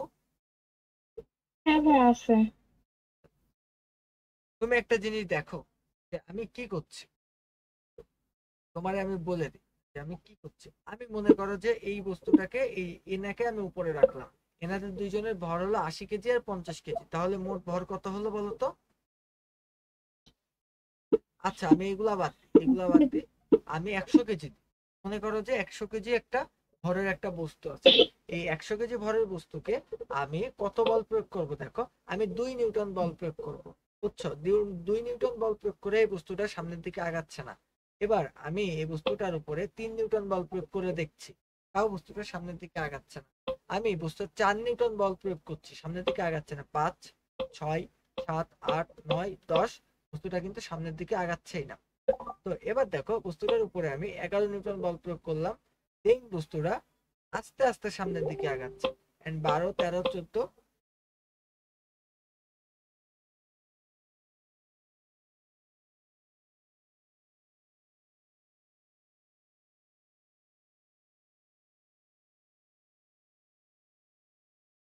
দেখো আবার যখন আমরা এবার দেখো এই বস্তুটার উপরে আমরা 15 নিউটন বল প্রয়োগ করলাম, এন্ড বস্তুটা কিন্তু সামনের দিকে আগাই যাচ্ছে। তো আমি তোমারে যদি এবার বলি তুমি বস্তুটার উপরে কত নিউটন বল প্রয়োগ করেছো? 15 নিউটন। তো এবার ভালো করে বোঝো যে আমি কি করলাম, আমার বল কত, F is equal to M A, আমরা এই সূত্রটা শিখে আসছি। তো বস্তুটার উপরে দেখো আমাদের বল হচ্ছে 15 নিউটন, আর আমাদের এম এম কত, 100 কেজি, বুঝছো? আর আমাদের তাহলে আমাদের ত্বরণ কত হবে বলো তো? ত্বরণ হবে হচ্ছে 15/100, তাই না? এটা হচ্ছে আমাদের ত্বরণ হবে। এবং আমরা যদি বেগ বের করতে চাই, বুঝছো আমার কথা মোহনা? আমরা এইভাবে কিন্তু ভাই ত্বরণ, আমি কিছু দেখতে পাচ্ছি না, হ্যাঁ, কিছুই দেখতে পাচ্ছি না আমি। এখনো দেখতে পাচ্ছ না? না, এখন দেখতে পাচ্ছ? না কেমন করে এটা দেখা যাচ্ছে। কি দেখা যাচ্ছে বলো তো? এক সাইড দেখা যাচ্ছে আর এক সাইড দেখা যাচ্ছে না। এক সাইড দেখা যাচ্ছে আর এক সাইড দেখা যাচ্ছে না। তোমার নেটওয়ার্কের প্রবলেম, একটু অপেক্ষা করো, মনে হয় ঠিক হয়ে যাবে। দেখো, এই যে আমি এই বস্তুটার উপরে একটা বল দিয়ে ছেড়ে দিলাম, দেন দেখো এই বস্তুটা কিন্তু 3.5 মিটার পার সেকেন্ড গতিতে চলতেই আছে। এন্ড এই বস্তুটা কিন্তু কখনো থামবে না, কারণ আমরা এখানে কিন্তু ঘর্ষণ বলকে উপেক্ষা করেছি, এখানে কিন্তু কোনো ঘর্ষণ বল নেই। যেহেতু কোনো ঘর্ষণ বল নেই, সেহেতু কিন্তু এই বস্তুটা কখনো থামবেই না, বুঝছো? আর যদি কোনো বস্তু সমবেগে চলতে থাকে, দেখো এই বস্তুটা কিন্তু সমবেগে চলতে আছে। সমবেগটা কত? 3.5 মিটার পার সেকেন্ড। তাহলে যদি কোনো বস্তু সমবেগে চলতে থাকে, তাহলে কিন্তু তার উপর বল জিরো, বুঝছো? তার উপর কিন্তু কোনো বল থাকে না। তাহলে এবার দেখো আমি এই বস্তুটার উপর বল প্রয়োগ করলাম, দেন এই বস্তুটার উপরে আমি কত, আমি মনে করো যে 16 মিটার পার সেকেন্ড বল প্রয়োগ করেছি, 16 নিউটন বল প্রয়োগ করেছে। তো এবার দেখো বস্তুটার কিন্তু বেগ আস্তে আস্তে বাড়তে আছে, বুঝছো? তার মানে কোনো বস্তুর উপর বল প্রয়োগ করলে বস্তুটার বেগ বাড়তে থাকে, কোনো বস্তুর উপর বল প্রয়োগ করলে বস্তুর বেগ বাড়তে থাকে। কারণ কি বলতো? বস্তুর বেগ, আমরা জানি বেগ হচ্ছে সময়ের সাথে ত্বরণের পরিবর্তনের হার। আমাদের বেগ মানে কি বলতো? বেগ হচ্ছে সময়ের সাথে দিকের পরিবর্তনের হার। আচ্ছা, আমাদের দেখো তো এইখানে আমাদের কি বেগ বৃদ্ধি পাচ্ছে না? বেগ বৃদ্ধি পাচ্ছে। বাট যখনই মনে করো যে আমরা এই যে বল, যে বলটা প্রয়োগ করা হচ্ছে, এই বলটা যখন আমরা বাদ দিয়ে দিব, তখন দেখো আমাদের কিন্তু আর কোনোভাবে আমাদের বেগটা বৃদ্ধি পাচ্ছে না, বেগটা কিন্তু যা যা ছিল তাই আছে, বুঝছো? এই বেগ কিন্তু সমবেগে সারা জীবন চলবে নিউটনের প্রথম সূত্র অনুযায়ী, আর বেগের কিন্তু চেঞ্জ আসবে না। এবার আমি যদি একটু ফ্রিকশনের কথা চিন্তা করি, দেখো মনে করো যে এখানে আমি আবারও এই যে এই বস্তুটাকে আমরা বল দিচ্ছি কতটুকু, মনে করো যে এই বস্তুটাকে আমরা বল দিচ্ছি হলো 16 নিউটন, 15 নিউটন বা 16 নিউটন বল দিচ্ছি। এন্ড এইটাকে আমরা কোনো ঘর্ষণ রাখছি না, দেখো আমরা কোনো ঘর্ষণ রাখছি না। এই বস্তুটাকে বল দিছি আমরা কত, 23 নিউটন, 23 নিউটন বল দিছি। বাট এখানে কোনো ঘর্ষণ বল কাজ করছে না। যেহেতু ঘর্ষণ বল কাজ করছে না, সেহেতু কিন্তু এই বস্তুটা সমত্বরণের সামনের দিকে আগাই যাচ্ছে, বুঝছো? সমত্বরণে কিন্তু এই বস্তুটা সামনের দিকে আগাই যাচ্ছে, এই বস্তুটার উপরে কিন্তু কোনো বল কাজ করছে না, বুঝছো? কোনো ঘর্ষণ বল কাজ করছে। এবার আমি একটু ফ্রিকশন বাড়াই দিই, দেখো আমি একটুখানি দেখো সারফেসটা অমসৃণ করে দিলাম, বুঝছো? আমার ফ্রিকশন হলো 7 নিউটন। দেখো আমি যখন 7 নিউটন ফ্রিকশন দিলাম, তো ফ্রিকশন কি করে, ঘর্ষণ বল কি করে, বলের বিপরীতে কাজ করে। যেহেতু আমি ঘর্ষণ বল দিলাম বলের বিপরীতে, দেখো আমার স্পিড কি হচ্ছে বলতো? এই দেখো এবার আমি যদি ঘর্ষণ বলকে বাড়াই দিই, তখন দেখো আমার স্পিড আস্তে আস্তে কিন্তু কমতে থাকছে। এই দেখো স্পিডের দিকে তাকাও, ঘর্ষণ বল যত বাড়াই দিব আমার কিন্তু স্পিড তত কমতে থাকবে। তাহলে নিউটনের ফার্স্ট ল পৃথিবীতে কাজ করে না, যার কারণ পৃথিবীতে ঘর্ষণ বল থাকে। এই জন্য কিন্তু পৃথিবীতে ঘর্ষণ বল কাজ করে না, মানে নিউটনের ফার্স্ট ল যে লাস্টের স্টেপটুকু একটুকু আমরা দেখতে পারি না। দেখো এই এক সময় কিন্তু, এই দেখো এই ঘর্ষণ বলের কারণে এটা কিন্তু এক সময় ঠিক বস্তুটা থেমে গেল। এই দেখো বস্তুটা কিন্তু এক সময় থেমে গেল, কিসের কারণে? বাধাদানকারী ঘর্ষণ বলের কারণে, বুঝছো আমার কথা? তাহলে এই যে বাধাদানকারী ঘর্ষণ বলের কারণে কিন্তু বস্তুটা কি হলো, থেমে গেল। এবার আমরা একটা ত্বরণ সম্পর্কে কথা বলি। ত্বরণ, ত্বরণ মানে কি? সময়ের সাথে বেগের পরিবর্তনকে ত্বরণ বলে, সময়ের সাথে বেগের পরিবর্তনকে ত্বরণ বলে। তো আমরা এখানে একটা বল প্রয়োগ করলাম, এখানে আমরা একটা বল প্রয়োগ করলাম, দেখো এই যে মনে করো 15 নিউটন বল প্রয়োগ করলাম করে এই বস্তুটাকে ছেড়ে দিলাম, এন্ড এর ত্বরণটা কত, বুঝছো? এর ত্বরণটা কত, আমরা সেটা অ্যাক্সেলারেশন আমরা বের করতে চাই। দেখো তো এর ত্বরণটা কত। দেখো সময়ের সাথে বেগের পরিবর্তনকে ত্বরণ বলে। দেন এর ত্বরণ দেখো 0.30 মিটার পার সেকেন্ড। বুঝছো? সময়ের সাথে বেগের যে পরিবর্তনের হার সেটাকে আমরা ত্বরণ বলতে পারি। বুঝছো? এতটুকু যদি দেখে থাকো তাইলে আমরা এবার আবার খাতা কলমে ফিরে যাই। দেখো আমরা তোমাকে বলি যে এবার আমি তোমাকে কয়েকটা সূত্র শিখাই দিই, যে সূত্রগুলো তোমার প্রয়োজন হবে। দেখো যে সূত্রগুলো তোমার প্রয়োজন হবে, 1 নম্বর সূত্র, এই চ্যাপ্টার করতে গেলে যে সূত্রগুলোর প্রয়োজন হবে, 1 নম্বর সূত্র আমি তোমাকে বলি, এটা হলো F is equal to M A. বুঝছো? এবং আরেকটা সূত্র, 2 নম্বর সূত্র, যেটা হলো এ সমান সমান V minus you by T. এই যে ভি সমান হচ্ছে আমাদের শেষ বেগ, আর ইউ মানে হলো আদি বেগ। তার মানে এক কথায় মনে করো একটা বস্তু চলছে, তো তার প্রথম যে বেগটা ছিল এবং শেষ যে বেগটা ছিল, এই দুইটা বেগের পার্থক্য, এবং সে যত দূর যত সময় ধরে সে চলছে বা যত সময় ধরে সে অতিক্রম করেছে, তার যে সময়, সেই সময়টা এখানে সেকেন্ড ইউজ করতে।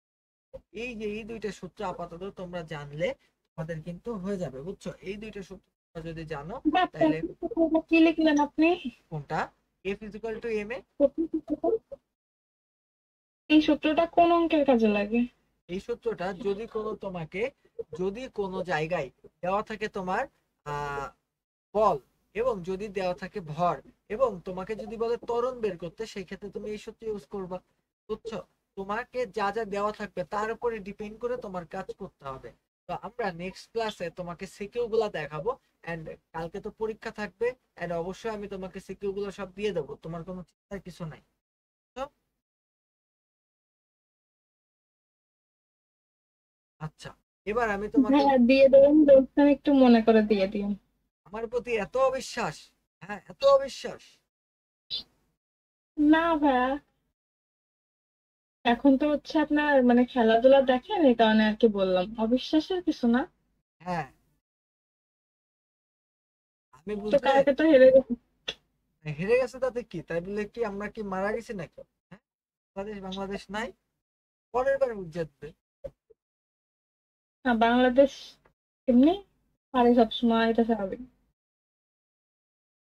আমরা কখনো হারি না, আমরা জিতি, না হয় কি শিক্ষা নিই। আমরা কখনো হারি না, হয় জিতি না হয় শিখি, আমরা কখনো হারি না। বুঝছো?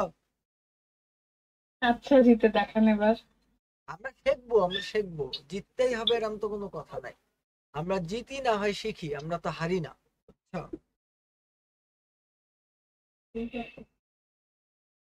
হ্যাঁ, বুঝতে পারছি ভাইয়া। এখন কথা হলো যে আমাদের বল কত প্রকার। বল, দেখো বল হচ্ছে মূলত মৌলিক বল হলো 4 প্রকার। বুঝছো? মৌলিক বল কয় প্রকার? 4 প্রকার। এই চার চার প্রকার। এই 4 প্রকার মৌলিক বল সম্পর্কে তোমার পড়াশোনা করতে হবে, অল্প, খুব বেশি না। তোমার বইতে 4টা মৌলিক বল সম্পর্কে একটু একটু বলা আছে। বুঝছো? 4টা মৌলিক বল, এক আমিও একটু একটু পড়ছি এর এক আগে। হচ্ছে মহাকর্ষ বল। মহাকর্ষ বল। 2 নম্বর কি বলতো? তড়িৎ চৌম্বক বল। বা বিদ্যুৎ চুম্বকীয় বল। তড়িৎ চৌম্বক বল। এরপরে হচ্ছে সবল নিউক্লিয় দুর্বল। বল। সবল নিউক্লিয় বল। ভাই, ওটা তো শেষে আছে। থাক, কি হয়েছে? আর হচ্ছে দুর্বল নিউক্লিয় বল। ও আচ্ছা।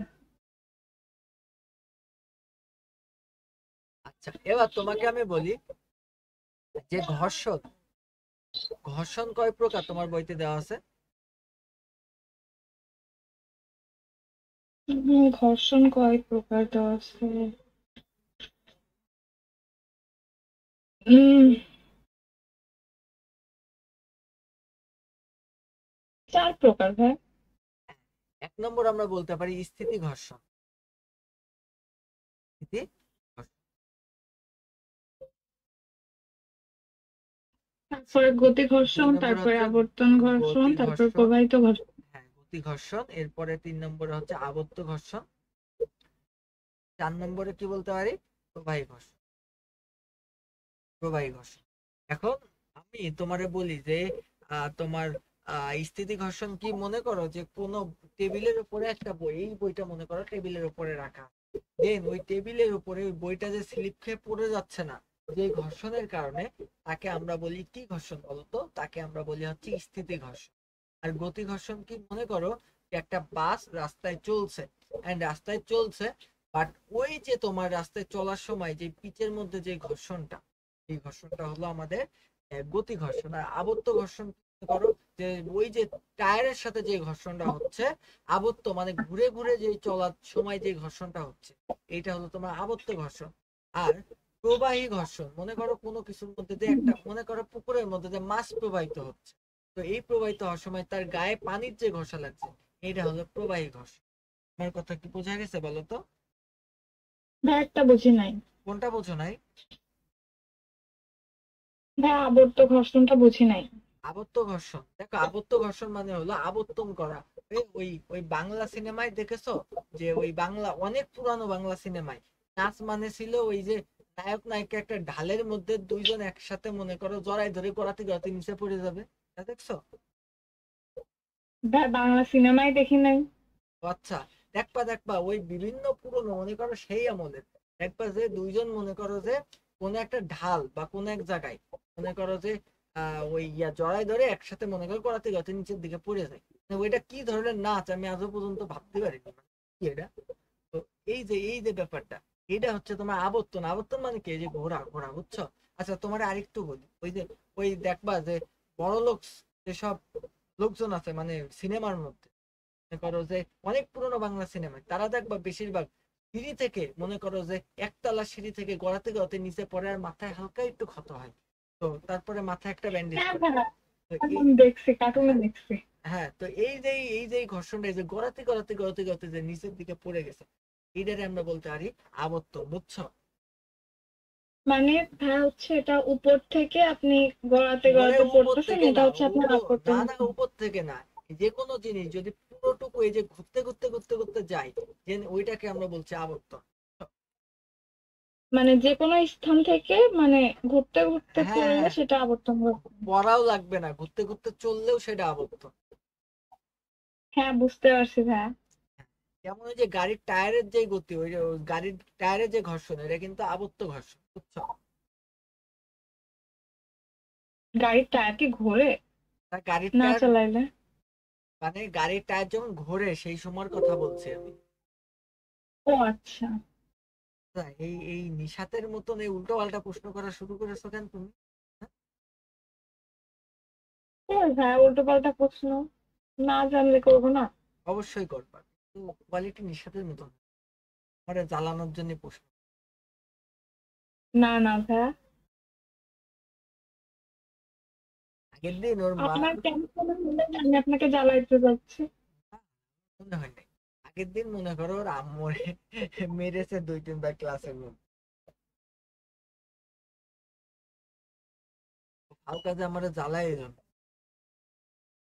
মারছিল? ওই একটা চট থাপ্পড়।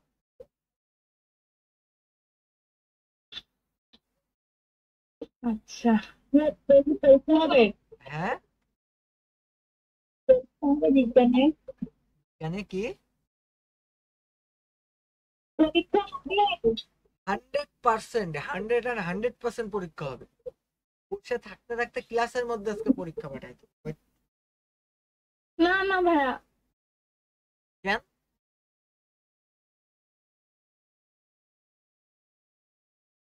এই দেখো, এবার বইটা একটু দেখি যে, এই গাছ থেকে ফল মাটিতে পড়লে কোন ঘর্ষণের উদাহরণ বলো?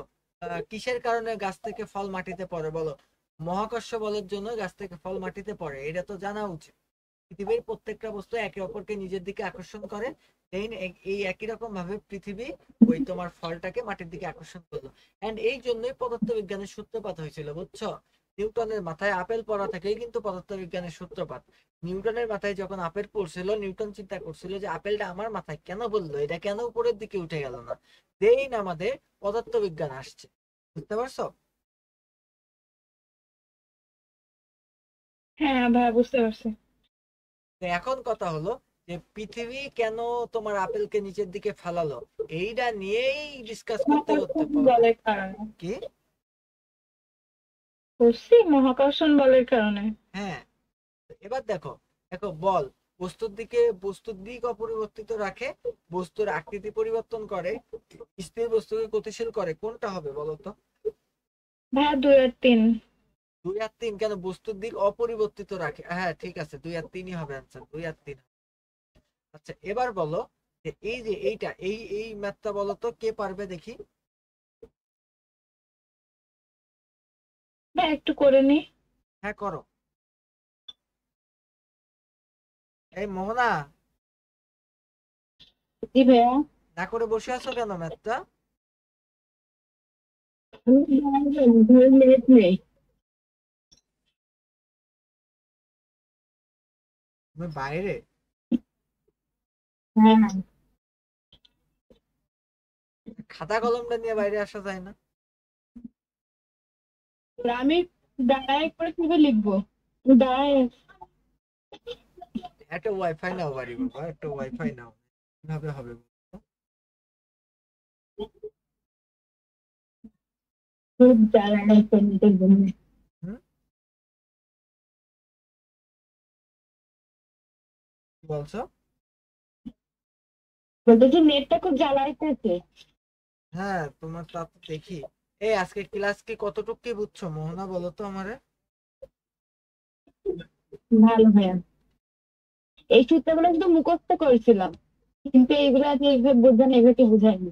এইভাবে আসছে এটা কি জানতে যে এই সূত্রগুলো এখান থেকে আসছে? এগুলো জানতাম, এগুলো স্যাররা আমাদের ক্লাসে পড়াইছে। না, ভাইয়া, সূত্রগুলো কিভাবে আসছে সেটা কি জানতে, বা কোন জায়গা থেকে উৎপত্তি হয়েছে? আমি যেভাবে তোমাকে পড়ালাম ওইভাবে কি পড়েছো? না ভাইয়া। আচ্ছা বলো, অহনা কি যেন বলছিলে? ভাই আমি বলছি আমার অ্যান্সার 500 আসছে, 500 গ্রাম। 500 গ্রাম আসছে? আচ্ছা আমরা একটু করে দেখি। এখানে বলেছে দেখো, 2 নিউটন 2 নিউটন বল প্রয়োগ করায় বস্তুর ত্বরণ হলো 4 মিটার/সেকেন্ড স্কয়ার, এটা কিন্তু ত্বরণ। এখন বলেছে বল প্রয়োগ করে দিলে বস্তুটি মেঝেতে ছেড়ে দেওয়া হলো, বল প্রয়োগ বন্ধ করে বস্তুটিকে মেঝেতে ছেড়ে দেওয়া হলো, কিছু দূর যাওয়ার পরে বস্তুটি থেমে গেল। এখন কিছু দূর যাওয়ার পর বস্তুটি থেমে গেল, বস্তুটির ভর কত? আমরা বলতে পারি F=ma। এখন এফ এর মান কত? 2 নিউটন। আচ্ছা এরপরে আমাদের এম এর মান আমাদের বের করতে হবে, এন্ড এটা হচ্ছে আমাদের 4 নিউটন, তাই তো? মিটার/সেকেন্ড, জি ভাই। 4 মিটার/সেকেন্ড। এখন এইটারে আমরা এই পাশে নিয়ে আসি, তাহলে 2/4, এটা কাটলে থাকে 1/2 এম। তো এটাকে আমরা বলতে পারি যে 500 গ্রাম। বলো। বলতে চাই এটা একটু বুঝাই দেন আবার একটু। ও আচ্ছা, এটা বুঝাই দিব। আচ্ছা ঠিক আছে, দিচ্ছি।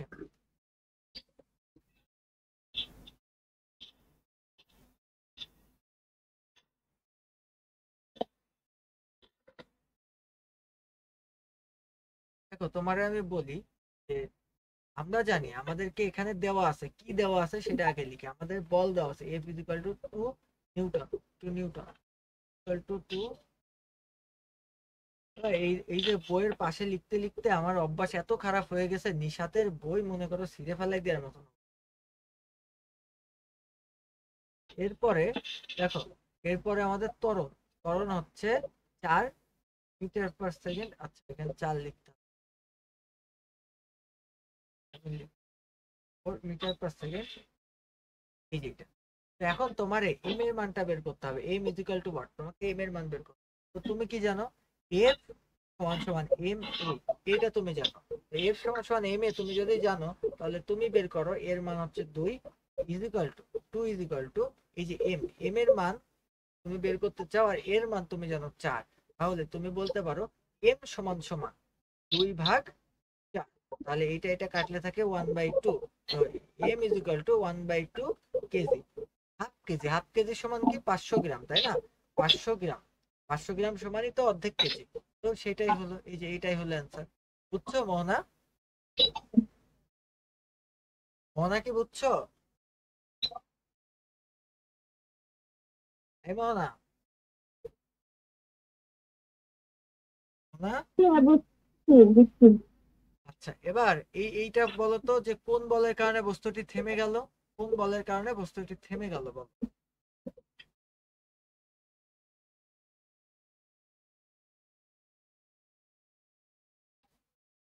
কিছু বলবেন না? হ্যাঁ হ্যাঁ, কিছু বলবেন ভাইয়া? বলো। ঘর্ষণ বলের কারণে ইয়াস, ঘর্ষণ বলের কারণে। হইছে। হ্যাঁ হয়েছে। এবার এই ম্যাপটা দেখো। স্বপ্না বাসে কুষ্টিয়া থেকে মনে করো ঢাকায় যাচ্ছিল, বাসটির ভর ছিল হলো 1400 কেজি। 1400 কেজি, এবং এটি 4 মিটার পার সেকেন্ড ত্বরণে চলছিল, 4 সেকেন্ড ত্বরণে চলছিল। এখন এখন কথা হচ্ছে, দেখো, যে চলন্ত বাসটি ড্রাইভার হঠাৎ ব্রেক চাপলে স্বপ্ন সহ যাত্রীরা সামনের দিকে ঝুঁকে পড়লো। এই দেখো, চলন্ত বাস যখন ব্রেক চাপছে, এটা হলো গতির জড়তার কারণে এটা হয়েছে। তো সবাই চাচ্ছিল গতিশীল থাকতে, বাট যখনই ব্রেক চাপলো তখন কিন্তু এই যে থেমে গেল। এটা হলো গতির জড়তার কারণে এটা হয়েছে, বুঝছো? এটা গতির জড়তার কারণে হয়েছে। তখন তারা পিছনের দিকে আবার, যখন বাসটি চলতে শুরু করলো তখন সবাই পিছনের দিকে চলে। হ্যাঁ, আমি কথা বলে ফোন দিই। আচ্ছা।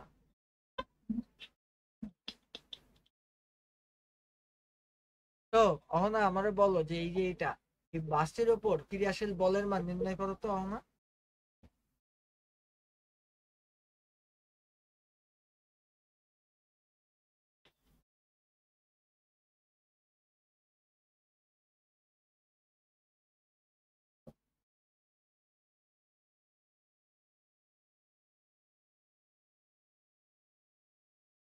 ভাইয়া এই ম্যাথটা করতে বললেন? হ্যাঁ, ম্যাথটা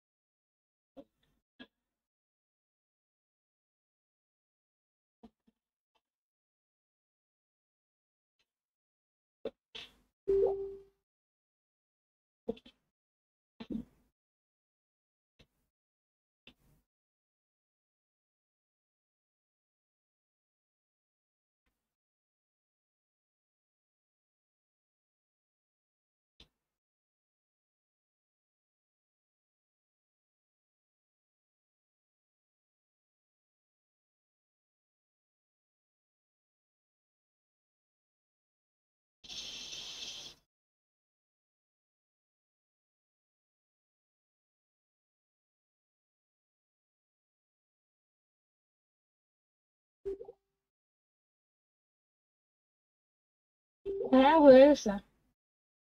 কত হয়েছে অ্যান্সার? 5600 নিউটন। 5600 নিউটন। তুমি করেছো এফ ইজিক্যাল টু এম এ দিয়ে, তাই না? এফ ইজিক্যাল টু এম এ। এম এর মান তুমি পাইছো হলো 1400, হ্যাঁ। আর হচ্ছে এটা হলো 4। তাহলে এখানে 4 4 16, 6 হাতে থাকে গুণ 1, করতে 4 একে 4 আর 1 5। এটা আসছে।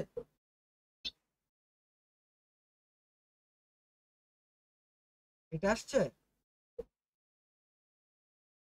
ভাই অ্যান্সারটা তো দেখা যায় না। হ্যাঁ।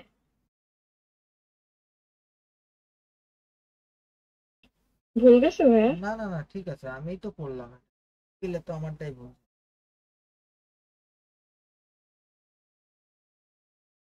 এখন কথা হবে,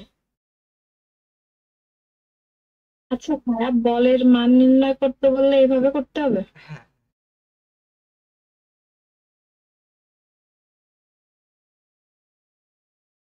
তো আচ্ছা, এই যে এই ঘদাকটা দেখো তো পারো কিনা। হ্যাঁ ভাইয়া। ঘদাকটা পারো কিনা দেখো।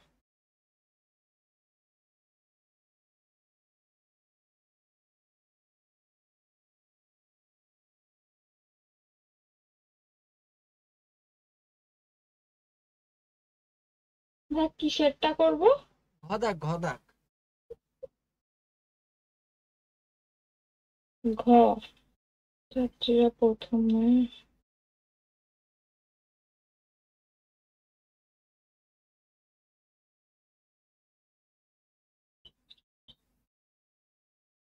ভাই এটা তো কোনো অঙ্ক করতে বলি না, এখানে বিশ্লেষণ করতে হবে কেন এটা হ্যাঁ, হয়েছে। তা আমাকে তুমি বিশ্লেষণ করে শোনাও।